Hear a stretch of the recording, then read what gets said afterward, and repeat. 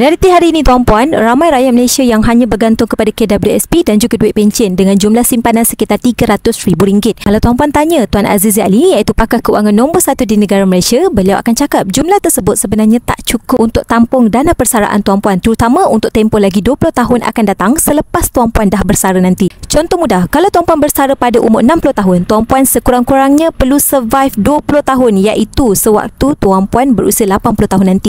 Sebab itu Tuan Azizi Ali menyarankan rakyat Malaysia untuk simpan dana persaraan dalam bentuk emas, iaitu simpanan jangka masa panjang yang terbukti lebih tahan inflasi. Tapi kalau tuan-puan fikir balik, kenapa pilih emas? Sebab kalau tuan-puan tahu tentang sejarah harga emas dan tuan-puan melihat kepada sejarah 20 tahun kebelakangan ini, purata kenaikan harga emas adalah sekitar 10% untuk 1 tahun. Kalau harga emas naik sebanyak 200% dalam tempoh 20 tahun, maka nilai 1 gram emas tadi boleh jadi sekitar 1.5 juta ringgit. Dengan nilai itu, sebenarnya tuan-puan boleh survive sekitar RM6,250 sebulan. Maka ianya cukup untuk menampung perbelanjaan harian tuan-puan, kos perubatan, travel dan juga aktiviti di masa lapang tuan-puan nanti bila mana tuan-puan dah pencen. Jadi kalau tuan-puan hari ini berusia 40 tahun ataupun 50 tahun, ada simpanan banyak dekat dalam akaun bank, ASB, tabung haji, KWSP, tapi tak nak simpan dalam bentuk duit, maka tuan-puan boleh pertimbangkan untuk alihkan kepada aset emas fizikal. Bagi yang nak saya bantu dapatkan item 1 kilogram emas macam di tangan saya, maka tuan-puan boleh terus klik link di bio ataupun terus rujuk pin di TikTok saya cara untuk bermula.